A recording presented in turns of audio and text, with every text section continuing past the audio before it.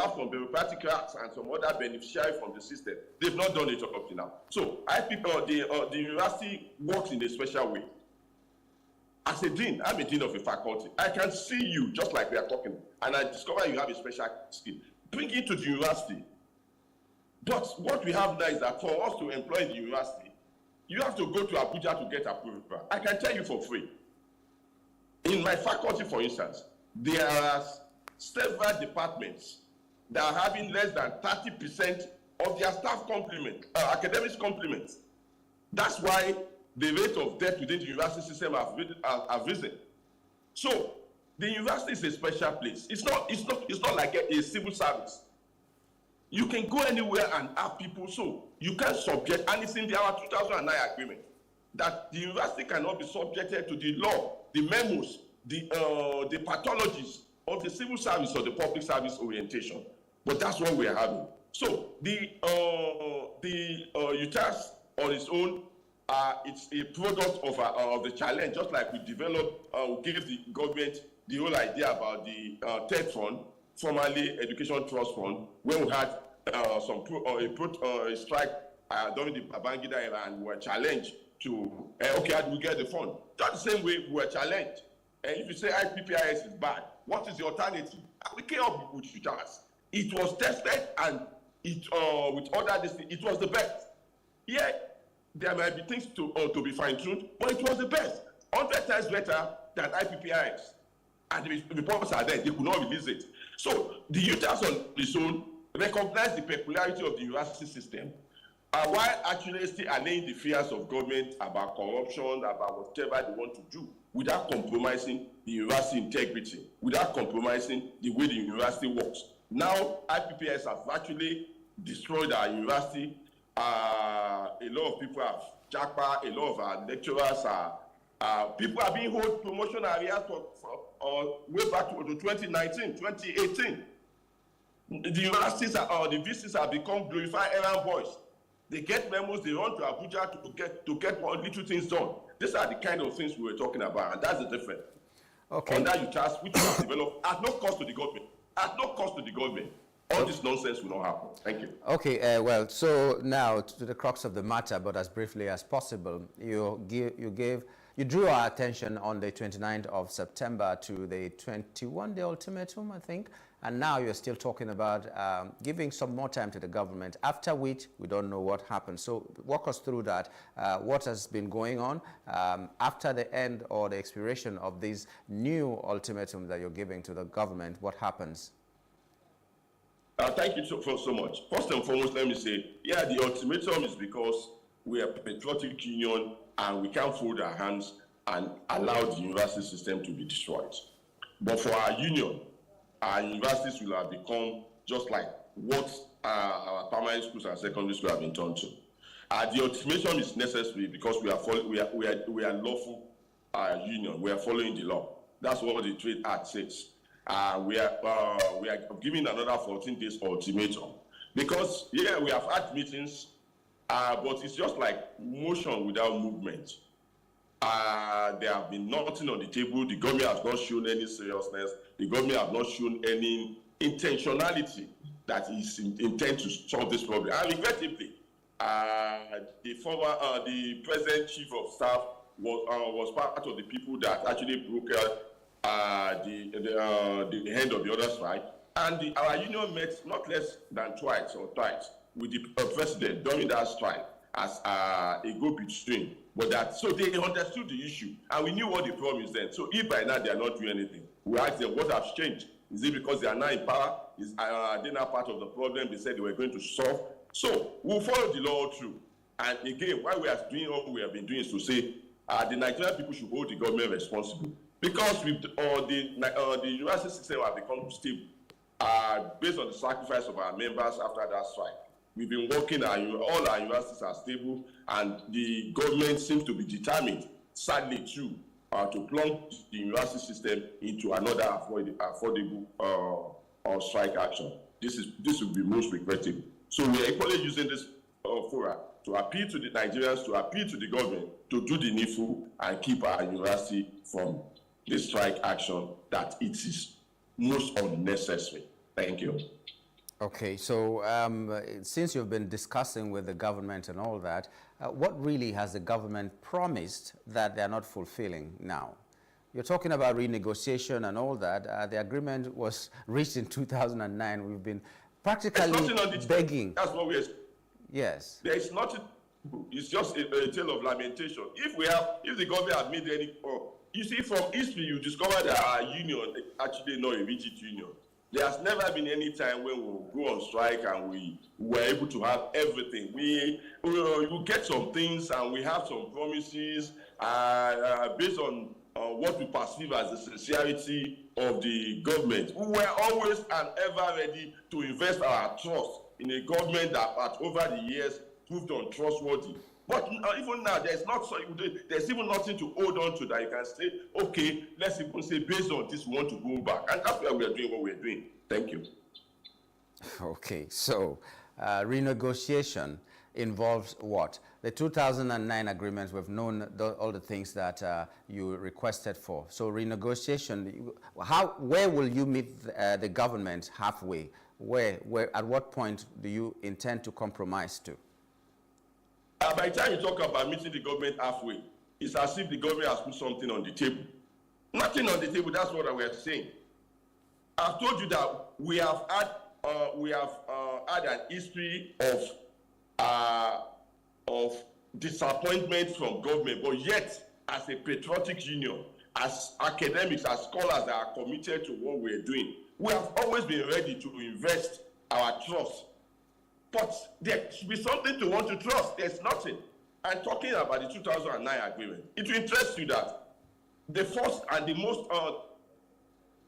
thing about the 2009 agreement is to say that we negotiated that the salary we negotiated that we agreed upon in 2009, which was equivalent to $3,000 or thereabout then, is still what we are having now. And as of today, given the erosion of the value of the naira, a professor earns about $200 per month.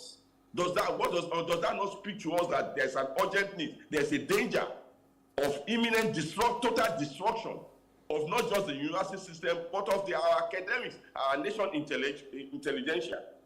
That's one. We need to so that's one. Even the agreement that was signed, that was prepared by the BRICS committee in 2021, what was agreed has become useless. And so that's one. There's equally the issue of funding the university system.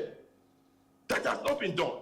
And all these other issues. So we are ready, we are always willing, despite historical disappointment, like I've said, to meet the government.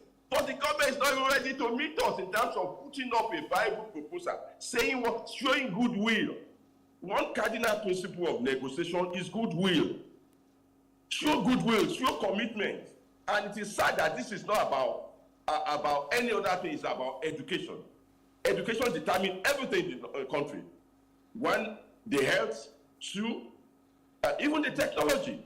Three, all this.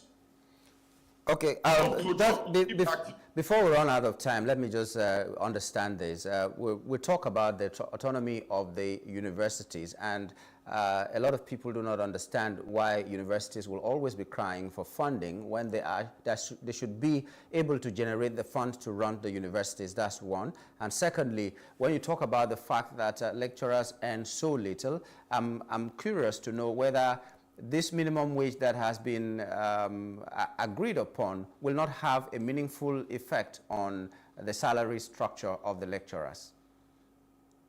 Okay, thank you so much. Talking about autonomy and why universities should be asking for funding. All over the world, US, UK, the whole of Europe, everywhere, there's nowhere government don't fund university. Even private university gets funds from government abroad. So people should get that right. And two, when people say, yes, universities should be able to generate their fund, yes, that's perfect. But there is a caveat to it. When you want to start a business, when you want a business to be productive, you inject money in it, even in the private sector. What we have been crying over the years is that government is not injecting money in our university. We have laboratories. When the need assessment report was done, you see laboratory without rejects. You see computer department without computers. So there are state-of-the-art equipment that we need You must provide these things. You must fund them. You must support them. That's why we say you cannot be proliferating university. Why are you, if you cannot fund what you have, why are you establishing more? We are saying fund what you have so that we can attract. When we attract even foreign students, every university in the world use foreign students to supplement because you charge them in dollars. Yes. In dollars. But nobody's coming here, not even from Benin Republic. Our people are going there. So that's a sad reality. So if you want your business to thrive, if you want something to be productive, even your chicken at home, if you are this, you feed them well. That's what we are saying. So it is only when they can stand on their own that you can say, oh, we leave you on your own. And there is nowhere in the world. Even South Africa, I can count within my university, not less than 20 of our scholars, our members that are in South Africa, based on federal government, their government scholarship. And if we are ashamed, we call ourselves giants of Africa. We are people giants. We are no giants. We are paper giants. So those are the issues.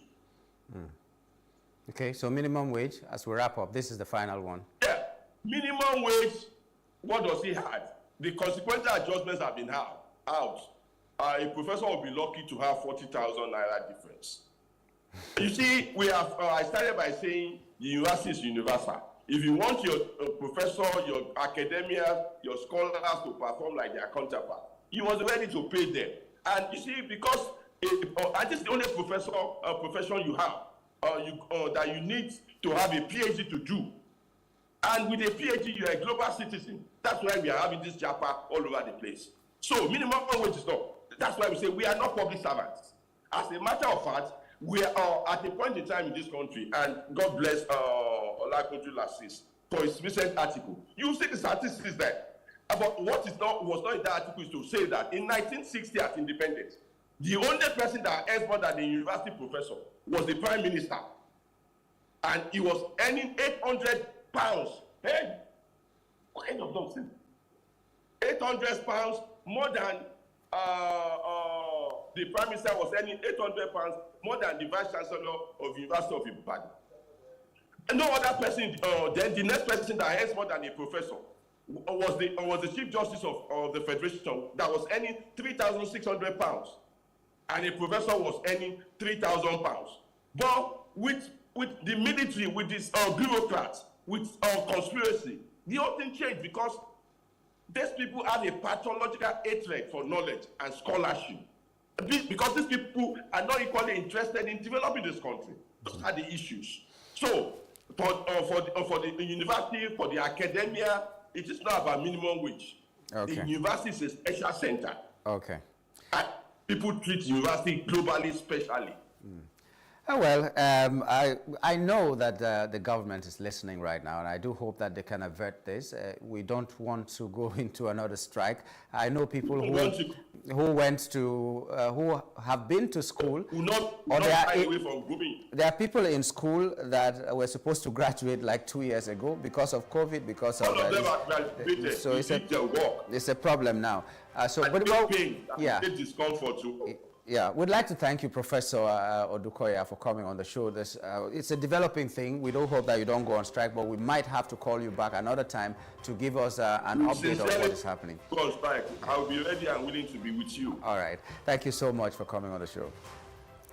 Thank you, sir. Yeah. We've been talking with Professor Adelaja Odukoya, a zonal coordinator of ASU Lagos Zone, and we'll be looking at ASU's warning that if the government doesn't do the needful, they might go on a strike again. We don't want that to happen. We do hope government will do something about it. We'll take a short break and return with our next guest that will be talking about the protest yesterday. Stay with me.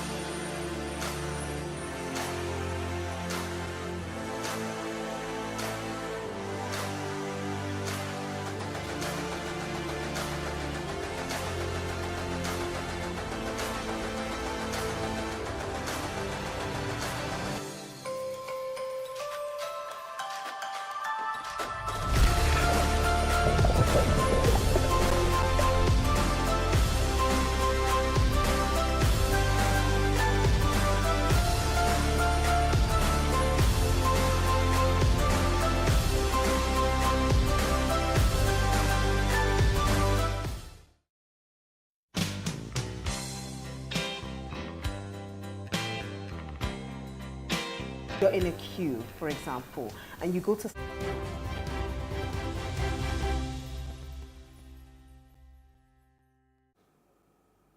Thanks for staying with us.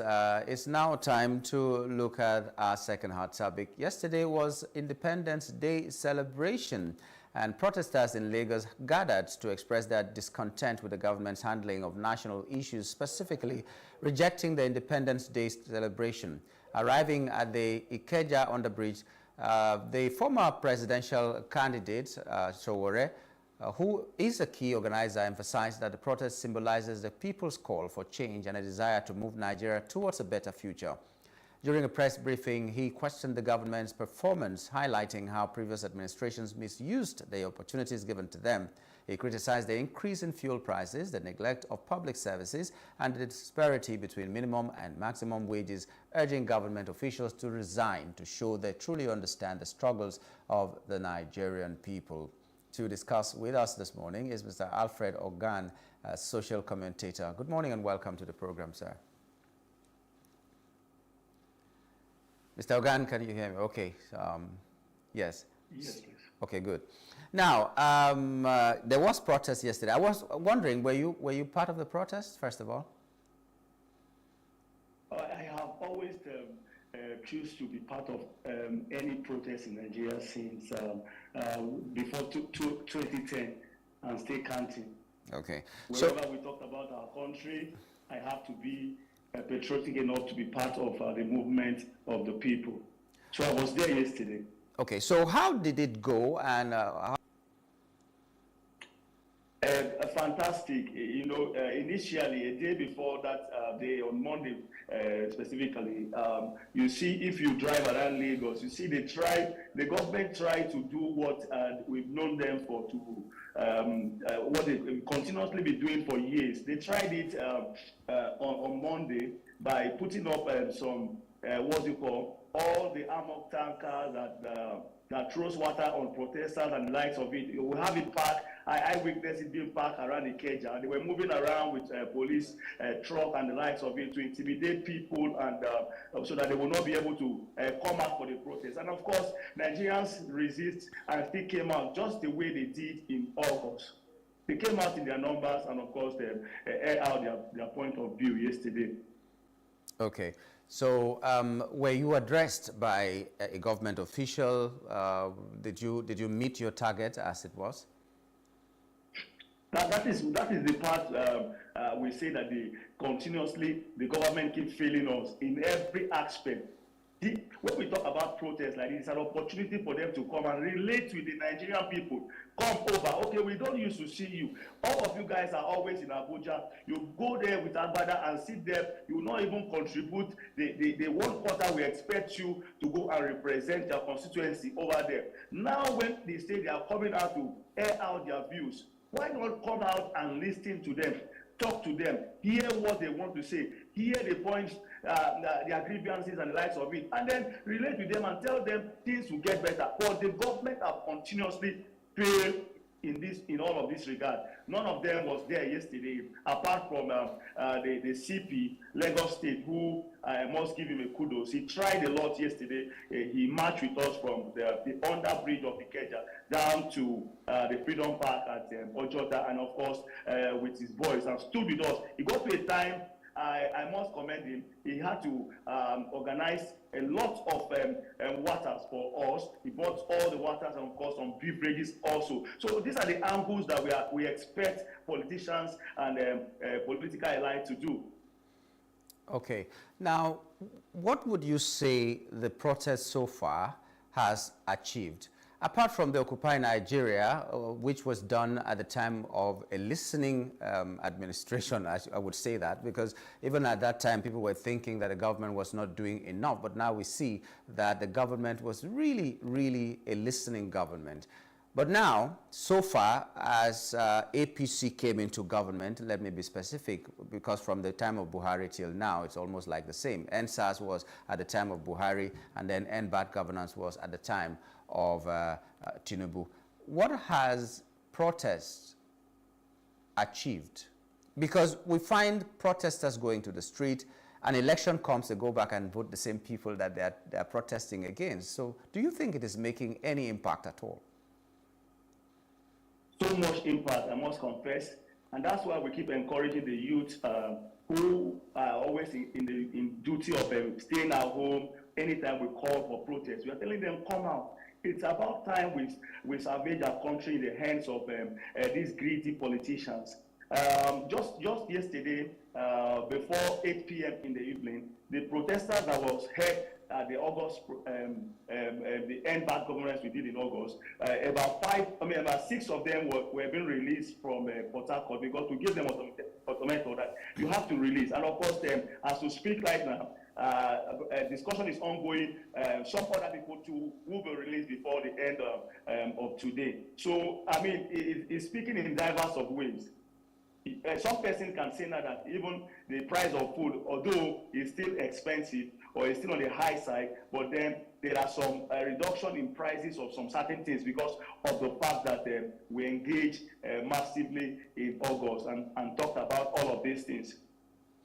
Do you think it is a product of the protest? Because if you say that, it means that you are saying the government has come out with other policies that have made the food prices to come down. Is it a product of the well thought out plan or policies of government, or is just the reality of people adjusting to what should be? Or maybe the availability of food because of natural causes? Is it the government that did something in response to the protest that brought down the prices of food, in which case the credit will go to the government? For that of price of food, I can't give it to the government. They are still failing to do the needful. All of the things that we expect them to do, they are still slacking behind, and that's why we came out yesterday. But you know, when we come up for protest, that we treat a lot of issues. Discussion goes from every rank. I mean, that as it affects the government, as it affects the people, as it affects individuals as well. So it is always a medium where we preach to even individuals, you know, as we are marching. We tell them too, there are the ones you need to do that concerns you as a citizen of the country. You can't buy for 50 naira and then you want to sell for 100 naira. Without you not, I mean, you go back again to market, you buy for the same amount, and you, because of the fact that they say things are up, you just decide to just change the price on your own. So all of these things are the things we preach to people, and of course, that of the food is never for the government, it's for individuals who have decided to change, to make an amendment. So because of the message we are giving out to them. As you agitate for a better Nigeria, what are other options open to Nigerians apart from protests? Because there are people who may not be may not have the lion heart as some of you have to go on the streets, but there are some other things that they can do. So if someone cannot join the protest physically, what are other avenues that Nigerians can use to express their dissatisfaction that are legal enough? So for yesterday, just like we were talking to the Nigerians in diaspora, you see, a large number of media were out, and of course, and they were covering, and we're encouraging those that were watching in diaspora. You can also do your own part also. So we're encouraging people to tweet. Go to X, say the message. Anything that you see that we are talking about, share it. All the platforms that you have online, continue to give the message, continue to call out all of these people that are not doing what we expect them or what we elect them to go there and do. Continue calling them out. If you see them either in US, either in Canada, either in Dubai, where they go to spend all our money, call them out. Call them out, get involved, get engaged in all of these activities, because Nigeria is actually going the drain as we speak right now, and we can't continue to allow these greedy politicians to intimidate us. Call them out at every point of time. Make use of your social media platform. Make use of all angles. Discussion is ongoing as we speak. Okay. How would you describe the success? Okay, how would you project protests in the future? Because the August 1 protest had a massive turnout. This protest in October a lot of people have said it's not a success. Even though we saw people in Abuja, we saw people in Lagos, there are some other city centers that there were zero attendance for this protest, even at designated areas that were marked out for them. Do you think the protests are going down, the momentum and everything about protests is going down, and we may not even have protests tomorrow or in the future? Because once we have a protest, there will be counter-protests, end bad governance, there's counter-end bad governance and all that. So people are now not coming out as they should. Would you describe yesterday's protest as a success? Every protest is a success, no matter how anybody wants to see it. For people like us who came out and gave all our time to that movement yesterday, we cannot watch people just conclude in their houses and say it was not a success. It was a success. The idea is for us to have our words being voiced out. As I speak to you right now, I can confirm to you that although we might not get to see it, but Asiwaju himself, the president of the Federal Republic of Nigeria, there is no how I will deny, or he will deny that he will not come across all of the clips of the grievances of the people as at yesterday. He will sit in his comfort of his zone, he will watch it, he will listen, although they will pretend as if they have not seen it. So they are seeing it. Protests will continue. And as we speak right now, we are of the take that look, the one that will come, that in fact, they will think as if, before now we had counter-protests. We talked about October 1st protest that we came out for yesterday. We didn't have any counter protest because why? Hunger is now speaking. Even those of the people that they are going to buy, to come for us and stand against us as counter protest, they are also getting tired of their usual way of coming to bribe them with 2,000, 5,000, and the like. So they are signing out from all of those things. So it will get to a stage whereby we will take this protest to their house because we know their houses.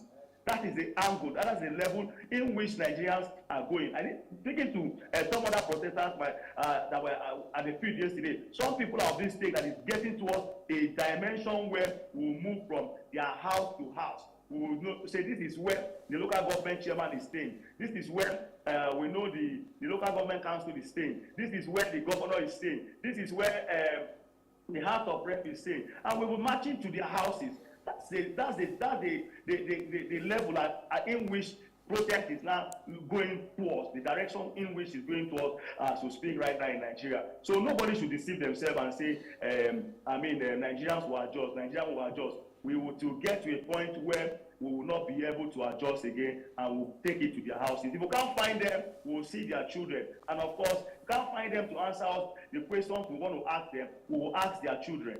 These are the things we are saying to them. They should better make way now. If you know you can't do, if you are in the House of Rep, you cannot deliver, resign. If you are a local government chairman, you cannot deliver, resign.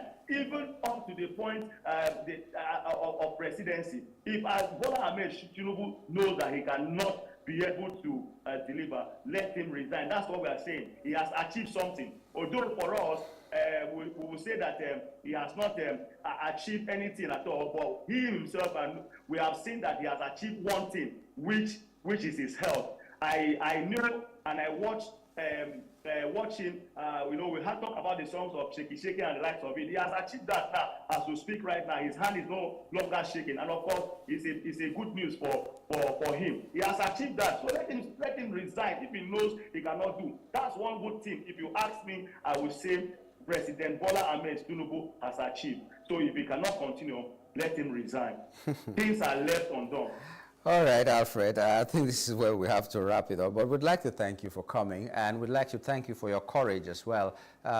Keep being patriotic and keep being peaceful, and make sure that anywhere you are and trying to make the voice of the people, not just your own heard, you will be as peaceful and patriotic as possible. Thank you so much. Thank you so much for having me. Yeah. Enjoy the rest of the week. You too. We've been talking with Alfred Ogan, a social commentator. We're looking at the protests yesterday and in fact protests in general. We do hope that the government listens, the government does things fast enough, not just one day as we say in Nigeria. The government listens and does things fast enough for Nigerians to survive at least, and then later on be proud that they are Nigerians and breathe a sigh of relief. But this is where we wrap it up on the show this morning. We do hope that you had a wonderful time, and we're wishing you that you have a wonderful rest of the day. Until we meet again tomorrow on the same program, my name is Nyamgul Agaji. Bye for now.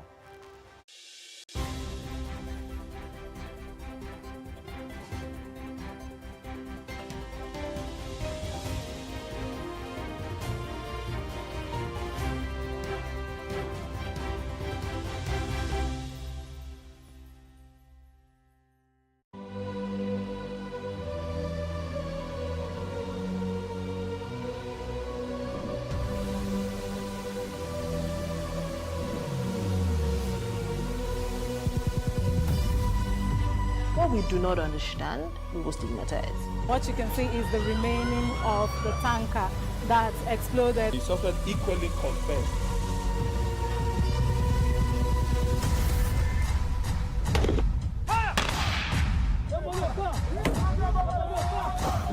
Now 500 naira they collect them. If you no talk, then go beat you. Now 2,500 they pay.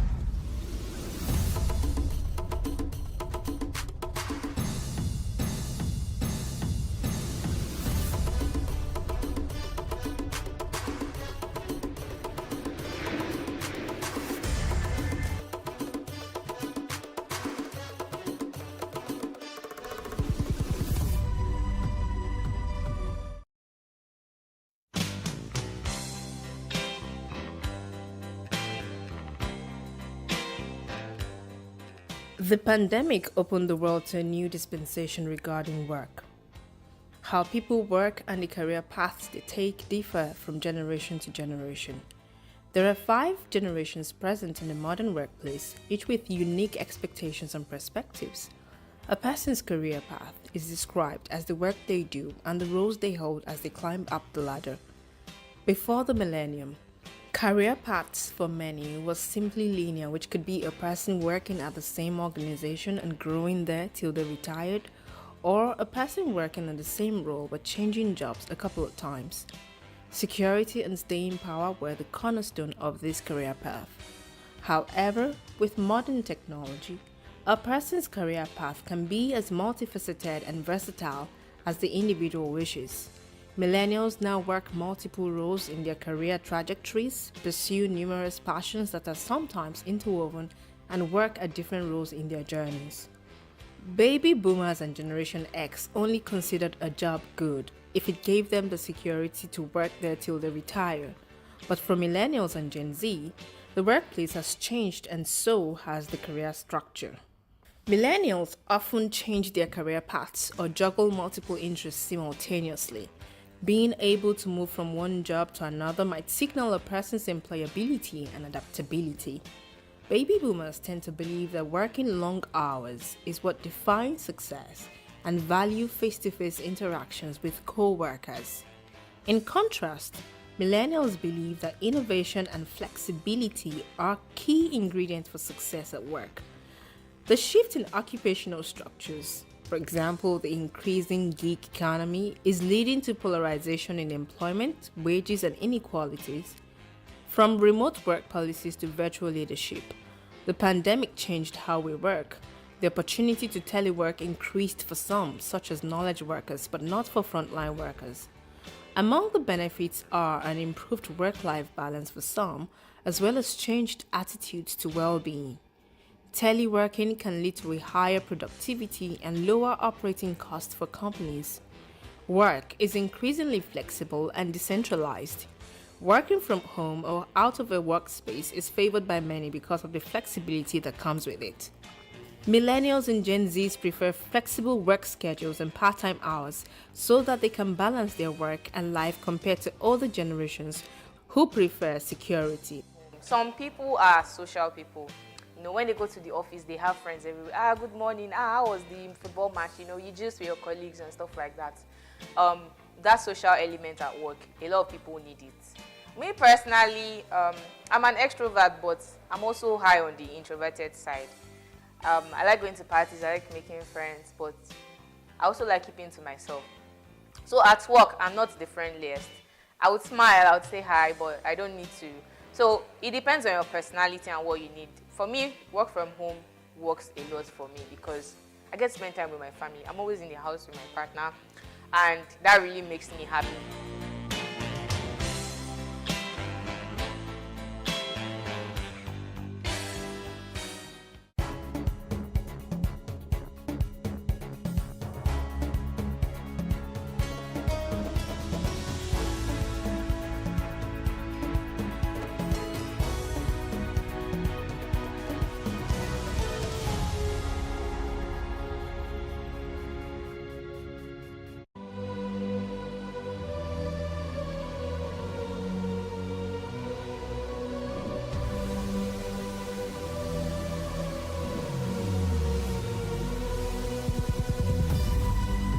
What we do not understand, we will stigmatize. What you can see is the remaining of the tanker that exploded. He suffered equally confessed.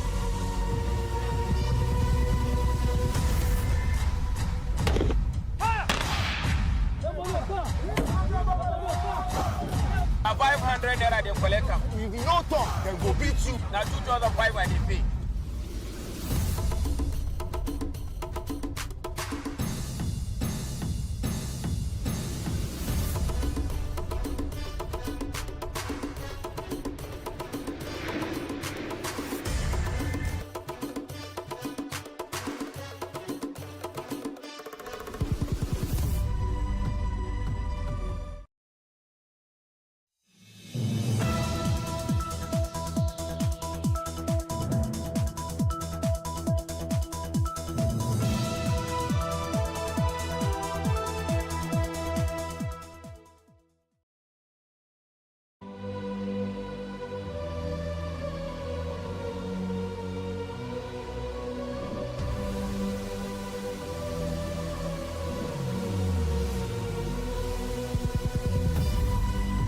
What we do not understand, we will stigmatize.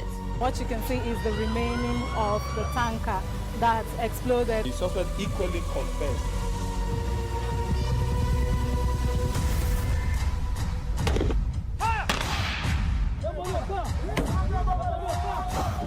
Na 500 naira they collect am. If you no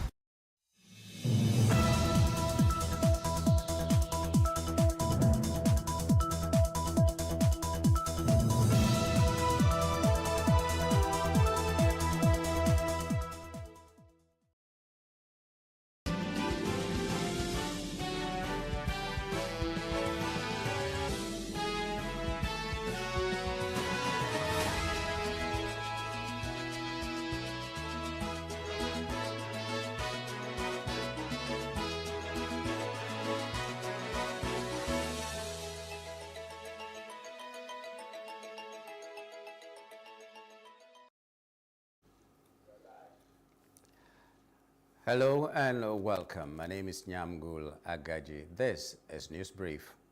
President Bola Tinubu and his deputy Kashim Shettima, alongside other dignitaries, observed the Independence Day parade held at the forecourt of the Aso Rock Villa, Abuja on Tuesday. Tinubu, the special guest, arrived at the venue at about 10 past 10 a.m.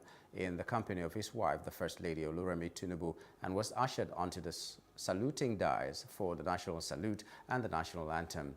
Afterwards, he inspected the Guard of Honor led by Lieutenant Colonel Moshood Yusuf and sat to observe military drills, a colorful parade, and a presidential change of guards performed by officers and men of the Brigade of Guards.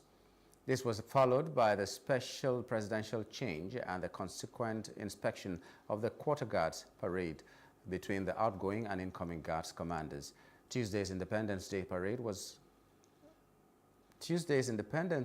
also featured a combined armed forces color patrol, which displayed the national color and the regimental colors of the Nigerian Army, the Navy, and the Air Force. Thereafter, the Guards Brigade platoon performed special silent drills. The ceremony also featured a cultural display by different troops from the country's 6 geopolitical zones, highlighting the strength and diversity of the Nigerian people. The cultural display also exhibited collaboration by all regions to raise a life-size talking drum called the National Treasure. President Tinubu subsequently signed the anniversary register, released the white pigeons, and cut the anniversary cake. The theme of this year's anniversary is reflecting on the past, inspiring the future. Former Vice President Atiku Abubakar has lamented the political situation in the country, warning that Nigerians could slide into a one-party system. Atiku, in a message to commemorate Nigeria's 64th independence anniversary on Tuesday, urged the political elite to unite and safeguard the country's democracy. The 2023 presidential candidate of the People's Democratic Party, PDP, also appealed to political leaders across all party lines to forge a formidable coalition, one that would provide Nigerians with a credible opposition capable of steering the nation towards a promising future. He also congratulated Nigerians on the momentous occasion of the nation's 64th independence anniversary and urged for a united endeavor to elevate the country to greatness envisioned by its esteemed founders. Atiku stressed that this milestone is not merely a commemoration but a tribute to the indomitable spirit and unwavering resolve of Nigerians who steadfastly believe in the potential of their homeland. As Nigeria clocks 64 years as a nation, the presidential candidate of the Labour Party in the 2023 general election, Peter Obi, says Africa's largest nation needs urgent rescue from further decay. Obi stated this on Tuesday in a statement on his X handle, where he highlighted the nation's challenges across economic, social, and security sectors. The former Anambra governor expressed worry over what he described as Nigeria's underperformance in key areas of development, wondering whether the nation has truly improved the lives of its people. Anniversary celebrations, whether on an individual or a country, offer opportunities to reflect on memories, celebrate accomplishments, look towards the future, and express gratitude. This is exactly what he said Nigeria was doing today, what did yesterday, to mark the nation's 64th independence. He also cited critical issues plaguing the country, including widespread poverty, a broken education system, and an overwhelming debt burden. The former presidential candidate urged all Nigerians to recommit to building a nation free from tribal disunity, religious disharmony, and corruption. Residents of Lagos State have been charged to recommit themselves to the values that unite them: hard work, resilience, and a shared belief in a brighter future. Governor Babajide Sanwo-Olu, who gave the charge during an event to mark Nigeria's 64th independence anniversary held at the Government House Marina, also said residents should rise above differences and distrust. While acknowledging the sentiments of frustration that many residents feel, Sanwo-Olu reassured that his government is committed to tackling insecurity and economic hardship, which are real issues that demand real solutions. Also at the event, the State Commissioner for Home Affairs, Ibrahim Layode, said that Nigeria's 64th anniversary is a call to serve the nation and exhibit patriotism towards a greater Nigeria. He stressed that ministry is working in tandem with the Themes Plus agenda of the state government to ensure religious tolerance and youth inclusivity is achieved at all levels. Indeed, I feel a sense of renewed hope. I feel a sense that what we thought were not possible, it's our belief that the possibilities are coming round. Given the clear opportunities that are coming forward in all the economic challenges that we currently have, it's important for us to support the government at the center, for us to believe with the government at the center, and for us to work with the government at the center. Therefore, fellow Lagosians, it's not just a time for celebration, but for renewed commitment. It's a time that we need all of us together. The Oyo State Governor, Engineer Seyi Makinde, has called on residents and citizens of Oyo State to reflect on the current challenges as a nation and live in unity and peaceful development, progress and stability of the state and Nigeria. Governor Makinde made the call at the 64th National Independence Day celebration held at Lekan Salami Stadium at Dimashingba, Ibadan. The celebration themed Youth Digital Innovation as a panacea for economic growth featured cultural display and march past among various schools, the police and other paramilitary groups in the state.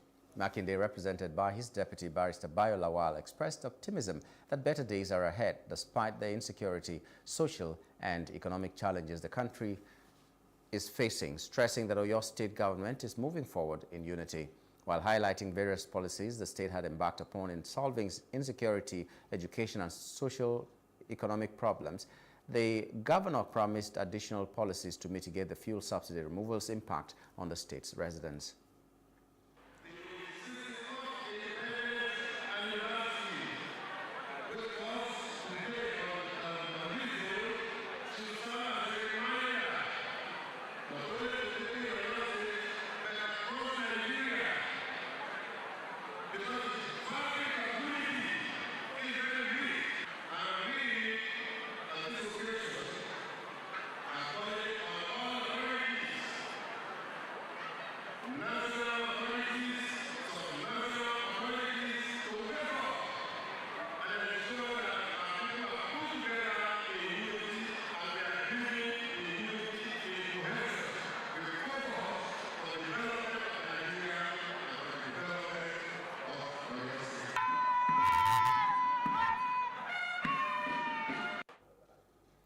In Abeokuta, the Ogun State capital, Governor Dapo Abiodun led other dignitaries at the low-profile 64th Independence Anniversary Parade held at the Arcade Ground in the state capital.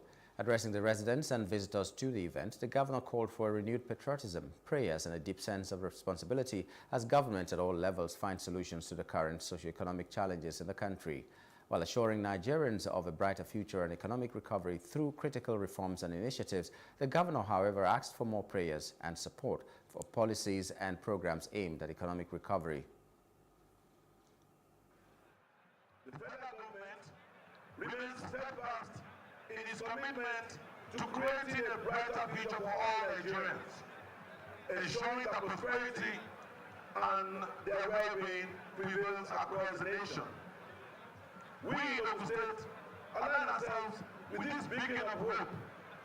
We are confident that together we will overcome adversity and build a strong and more resilient nation. It is important to recognize that nation building requires a collective effort. As the known author Chinua Achebe once said, and I quote, "Every nation must recognize and embrace the task it is peculiarly designed by history and by providence to perform." Unquote. We must remain united, support one another, and be patient as we work together to navigate this journey.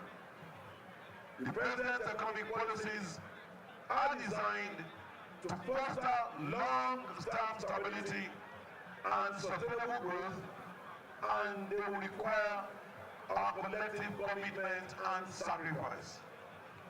The primary responsibility of any government is to ensure the security, welfare, and well-being of its citizens. We have to be aware of the current challenges and their impact on our people. Under the leadership of our esteemed President Bola Ahmed Tinubu GCFR, the federal government has swiftly implemented bold and deliberate measures aimed at repositioning the economy and preventing us from bankruptcy. As Nigeria celebrates its 64th independence anniversary, Kaduna State Governor Senator Uba Sani has urged Nigerians to remain resilient in the face of adversity and seize opportunities to build a more prosperous future for all. In his Independence Day address at Ahmadu Bello Stadium, Kaduna, Governor Sani emphasized the importance of resilience, unity, and gradual progress in the nation's journey of nation building. He noted that despite the challenges over the past 64 years, Nigeria continues to demonstrate resilience, achieving significant milestones such as 24 years of uninterrupted democratic governance and becoming Africa's largest economy. Fellow citizens, today we mark yet another significant milestone in our journey as a sovereign nation. We celebrate not just the freedom we have achieved, but the collective effort that has brought us thus far. We honor the struggle of our past, the sacrifices of our heroes, and the unwavering spirit of our people. We recognize that nation building is a marathon, not a sprint. A journey of incremental progress, not a single achievement. Even where the road is rough, with truth on, spoiled by the fact that independence is neither an end in itself, nor it is a destination. It is a continuous process of building, striving, and overcoming. Governor Sani also acknowledged the severe economic challenges facing the nation, attributing them to the global economic system and years of mismanagement. He highlighted his administration's efforts to provide relief to the poor and vulnerable while investing in key sectors like agriculture, education, health, and innovation to promote long-term development. Some Nigerians have expressed optimism and hope for a brighter future, believing that collective efforts will continue to shape a nation that is just, equitable, and prosperous for all. Our nation is grappling with economic difficulties due to the unfair global economic system and years of mismanagement. The federal and state governments have stepped up short, medium, and long-term measures to mitigate the hardship of the citizens. We shall continue to build bridges, not walls, to foster inclusivity, not division, and to nurture hope, not despair. Let us draw strength from our resilience and our capacity to unite in the face of adversity. As we move forward, let us confront and embrace the challenges and opportunities that lie ahead. Let us work together to create a brighter future where every citizen can thrive and reach their full potential. May our collective effort continue to shape a nation that is just, equitable, and prosperous for all. 1st October today, 64 years. Let our Oga, we know the past before us, the day before. Bring our Nigeria back. Control pride has the power to do it. It's this hunger. That's the problem. So we want our president to help and touch that area. All we need to do now is all to go back, both Christians and Muslims and those who don't have religion. Let's start begging God. Go back to God and beg God for forgiveness. Our leaders, let's be begging God for them. Forget to give them the wisdom and wherewithal to lead us with truth, Ama. The 64 years of independence serve as a reminder of the enduring call for unity, perseverance, and a shared commitment to progress, enabling Nigeria to rise and thrive as a nation of strength and resilience. As Nigeria celebrates 64 years of independence from British colonial rule on Tuesday, thousands of citizens gathered in the nation's economic and political capitals, Lagos and Abuja, respectively, to protest high living and energy costs in Africa's most populous nation. For them, it is not a time for celebration, as they called on President Bola Tinubu's administration to address the soaring inflation and unprecedented economic hardship in the country. The October 1, 2024 protest, tagged Fearless in October, was propagated on social media some 2 months after the August End Bad Governance protest. The two demonstrations are synonymous in themes, as aggrieved young people demand a reversal of petrol subsidy removal and electricity tariff increase. Critics have faulted Tinubu's twin policies of petrol subsidy removal and unification of the foreign exchange rates, which many Nigerians believed were responsible for the unimaginable inflation and soaring living and energy costs in the country. Energy costs have more than tripled since Tinubu took up the reins of government on May 29, 2023.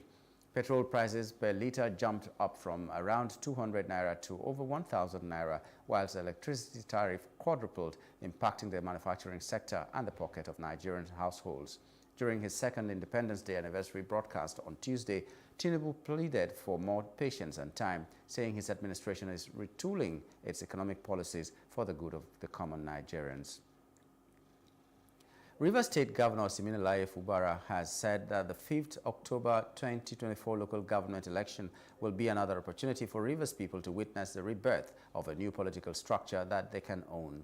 The governor made the assertion when he received in solidarity visit leaders and members of the Simplicity movement led by High Chief Sobomabo Jack Reach at the gates of Government House in Port Harcourt. Governor Fubara commended the group for their decision to identify with his administration and enjoined them to remain firm in their commitment as they synergize efforts to defending and protecting the interests of Rivers State at all times. In his speech, leader and founder of the Simplicity movement, High Chief Sobomabo Jack Reach, said having inaugurated the movement, their support for the governor was premised on his belief in the peace and progress of the state, stressing that the administration's focus on Rivers First was an inspiration to the group, which efforts to promote good governance was unshakable. We must must join hands together. Everyone, even if it means joining our legs, we must protect our states. Yes. We must defend the dignity of our states. We must ensure that the commonwealth of this state belongs to everyone. Yes. That is why our slogan is Rivers First.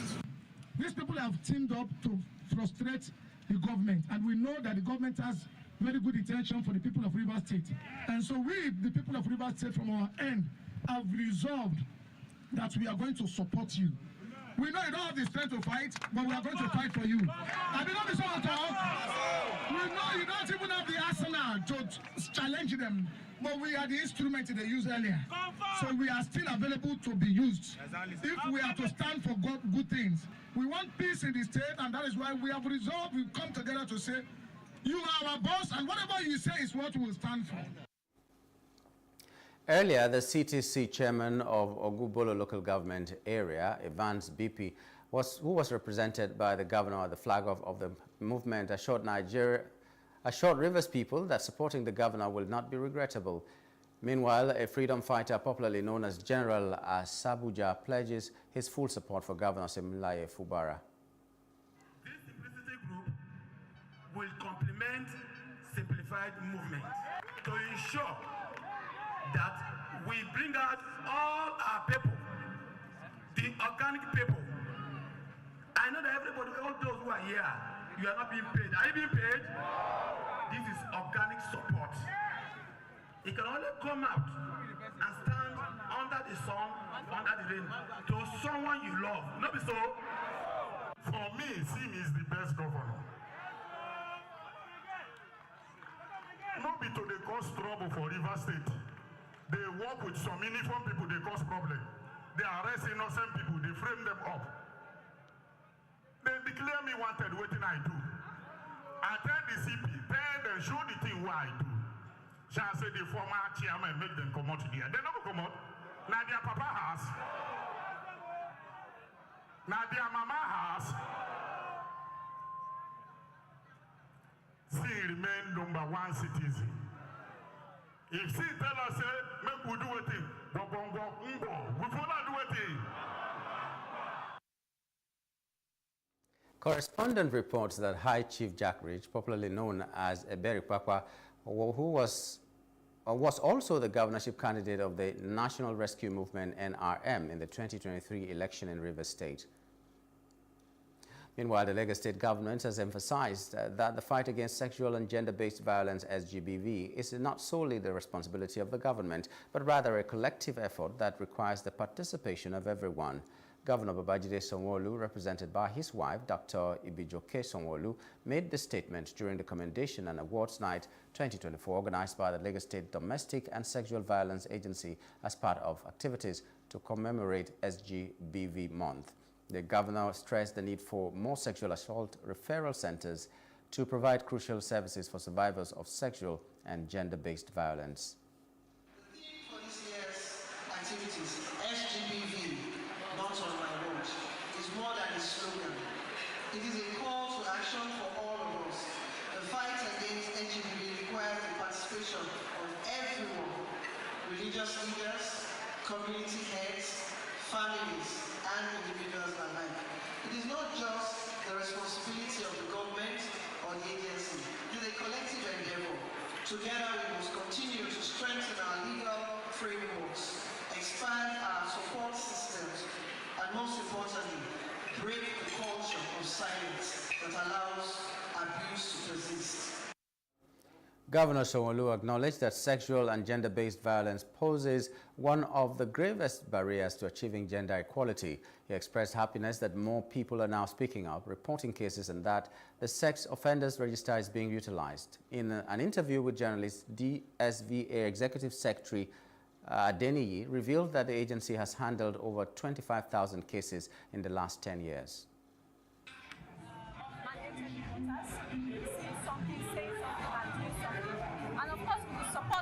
Of the state government and the demonstration of the requisite political will, we know that we will reduce this menace to the barest minimum in Lagos State. Sustained advocacy, because we have seen a direct correlation between heightening awareness and encouraging people, which leads to encouraging people to speak up. And when people speak up, perpetrators are arrested, and then the justice system takes its course.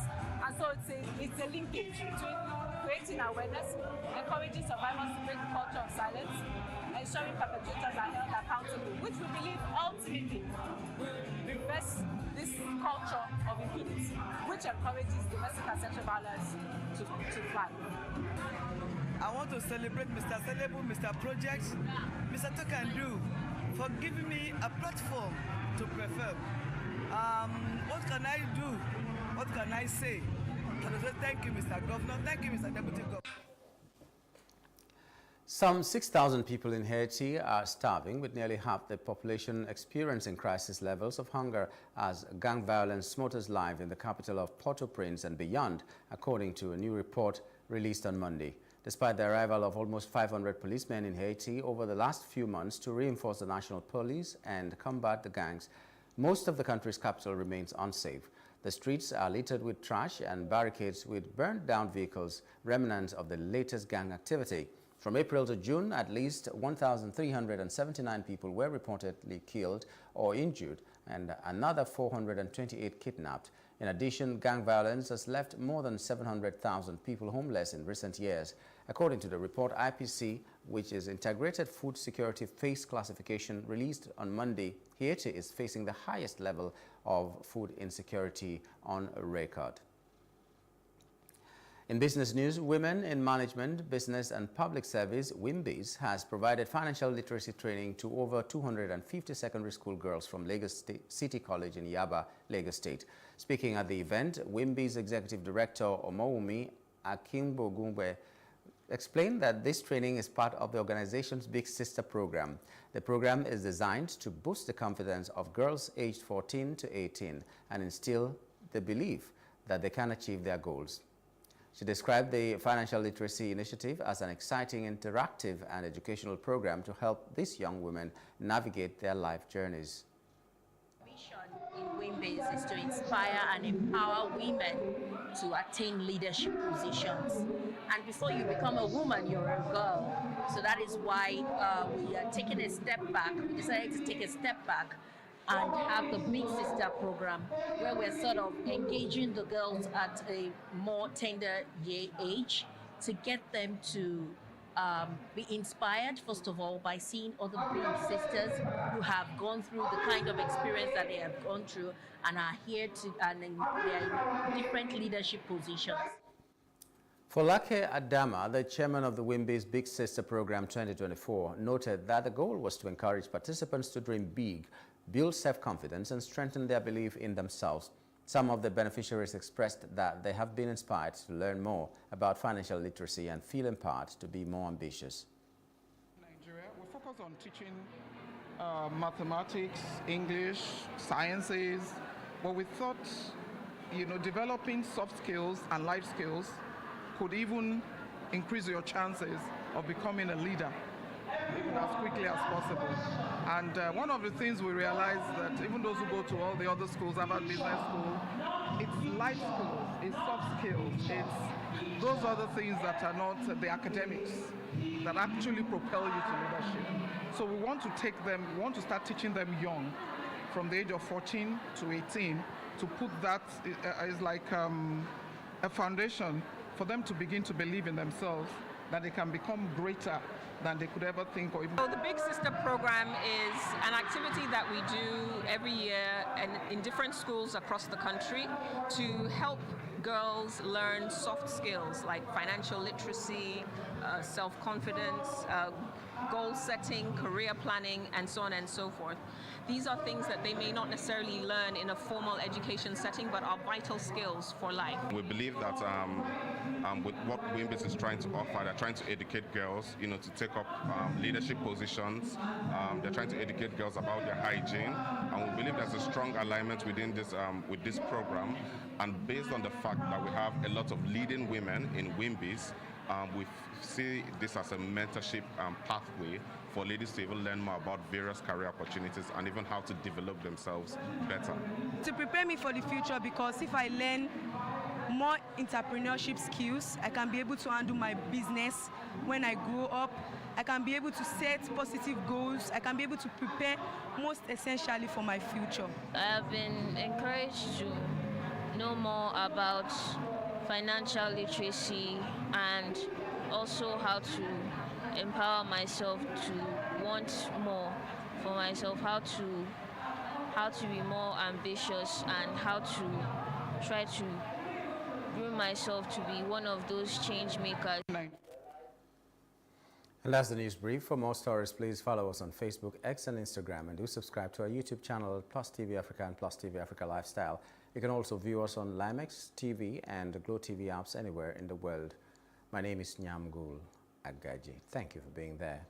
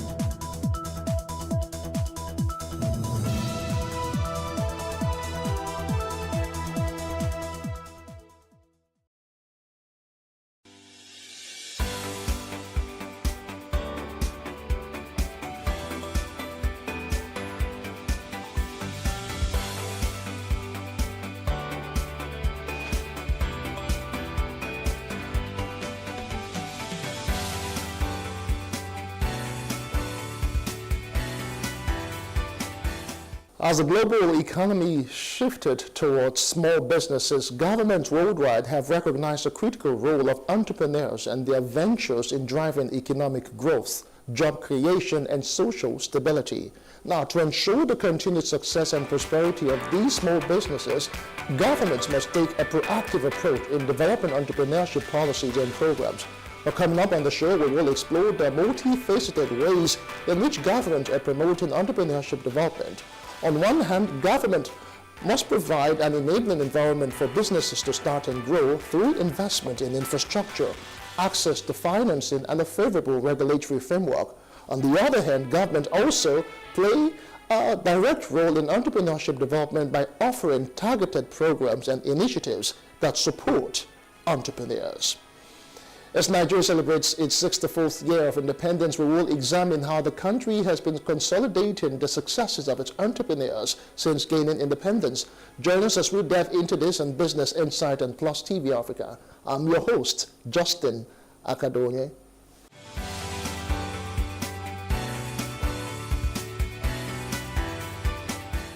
Now, President Bola Tinubu has reiterated his administration's commitment to fostering a business-friendly environment that embraces free enterprise, free entry, and free exit for investment. At the same time, he emphasized the importance of maintaining the sanctity and efficacy of regulatory processes. In his Independence Day address, the president highlighted that this guiding principle has shaped the divestment transactions in the upstream petroleum sector, where the administration is determined to drive positive change. He hinted that the ExxonMobil Seplat divestment, which has been conducted or concluded rather by the industry regulator NUPRC in accordance with the Petroleum Industry Act, is poised to receive ministerial approval in coming days. By prioritizing both economic freedom and regulatory oversight, President Tinubu's administration aims to strike a balance that attracts investment while ensuring a well-regulated and transparent business environment. This principle guides the divestment transaction in our upstream sector, where we are committed to changing the fortune positively. As such, ExxonMobil Seplat divestment will receive ministerial approval in a matter of days, having been concluded by the regulator, NUPRC, in line with the Petroleum Industry Act, PIA. This was done in the same manner as other qualified divestment approved in the sector. The move will create vibrancy and increase oil and gas production positively, impacting our economy.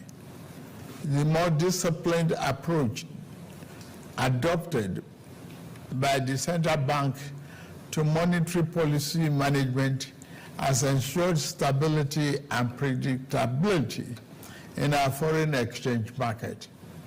We inherited a reserve of over 33 billion 16 months ago.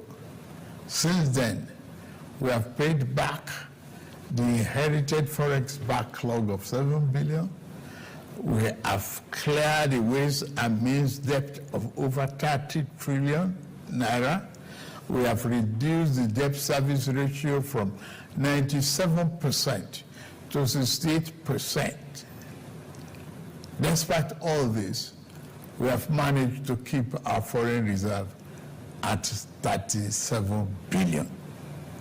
We continue to meet all our obligations and pay our bills. We are moving ahead with our fiscal policy reforms.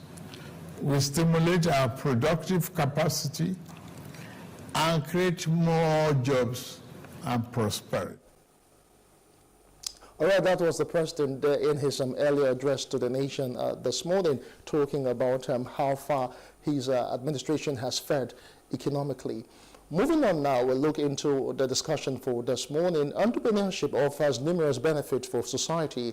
It creates job opportunities, fosters innovation and the development of new products and services that improve quality of life and diversifies the economy, making it more resilient to shocks. My guest, engineer Nnamdi Felix Onachukwu, is a seasoned entrepreneur with over 22 years of experience in telecommunications, agriculture, real estate, and downstream oil and gas industry. He holds a bachelor's in electronics engineering from the University of Nigeria, Nsukka, an OMP from the Lagos Business School, an MBA from the University of South Wales, and MPhil from UCAM, Spain, and is currently pursuing a doctorate in business administration at Universidad Católica de Murcia in Spain. As a business coach, public speaker, and founder of DAX Group, he is dedicated to promoting business growth and development. He joins me now as we delve into consolidating successes of Nigerian entrepreneurs the ways forward since independence. Many thanks for joining me, Mr. Onachukwu, Engineer Onachukwu. Thank you very much, Justin. Yeah. Happy Independence, Nigeria. Yes, happy Independence.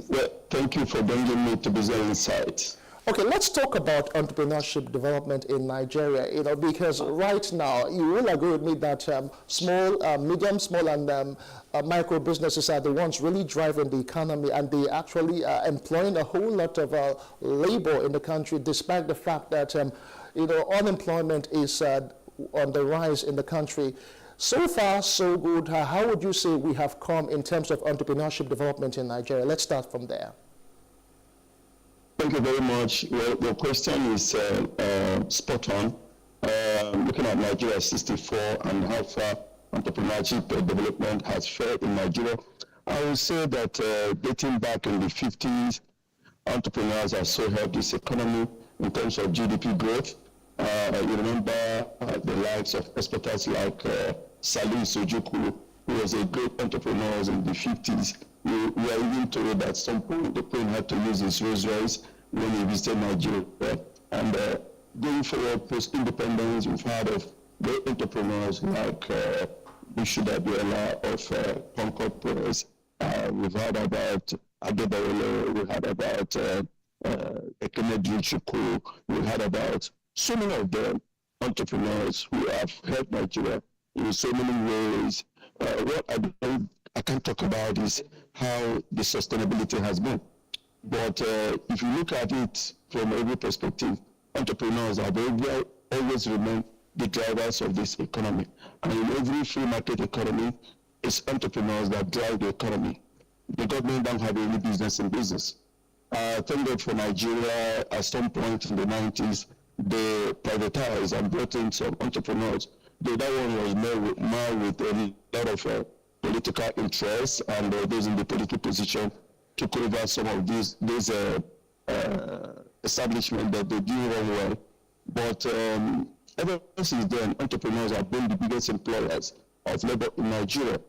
And I want to tell you that until we have more entrepreneurs, we need more, because the rate of unemployment in Nigeria is as a result of deficiency and the producing more entrepreneurs to take over. I may talk about maybe the economic environment, how you face entrepreneurs. However, we still need entrepreneurs for this unemployment and reduction in poverty in our nation. So I would say that so far so good. Even what Mr. President said today in his speech, saying that the foreign reserve is coming up and a number of things are happening around the economy. That's what every entrepreneur wants to hear, because it's been a lot of challenge for some months now, or we say some years now, for entrepreneurs, especially the instability in the foreign exchange in the market. So that affects entrepreneurs from decision making, and that's why we see a lot of things jumping up and down. But we need to do more to retain these entrepreneurs, encourage them to keep employing, to keep employing people, and also bring more entrepreneurs into the space. We need to bring future entrepreneurs that will take over from the one that is existing. So that's what much I will say, that after 64 years, if you look at the movement, you see that there were better entrepreneurs than you have today. Because a lot of our good brains are being trained and they are running away, and most people don't believe. And companies are even pulling out of Nigeria. So the environment is a big hostile, but the way that we be in Nigeria are not running anywhere. Okay, fine. It's good, in your presentation, you talked about, businesses that have, been on around for a very long time. Some names come to mind right now. If we talk about entrepreneurship, that they started small, they became family businesses, and right now they are like household names, and they have actually grown up the ranks and the ladders. You can talk about Isiaku Rabi, you talk about the Dangotes, the Dantata, the Emzors of this world. But over time, in the past 64 years, the nation has been plagued with issues of not just inflation, interest rate, and of course, even the Forex dilemma right now. So how would you say that entrepreneurs have been able to weather the storm over the years, in as much as some are complaining about the macroeconomic issues, but then some are still, moving on strong? Well, if you say moving on strong, I may disagree, because for entrepreneurs in Nigeria, there's a lot of struggle, a lot of issues. When you compare what we used to be, in terms of the money, the value of naira, or the parity, against other foreign currencies, you see that Nigerian entrepreneurs becoming poorer. You can only be a big man in Nigeria when you count in millions. Once you move out of Nigeria, you discover that a lot has happened to that money, so you don't have the value anymore. So this has to be addressed by the government. Talking about that started and today that grew to be the world recognized conglomerate. So Nigeria has to do more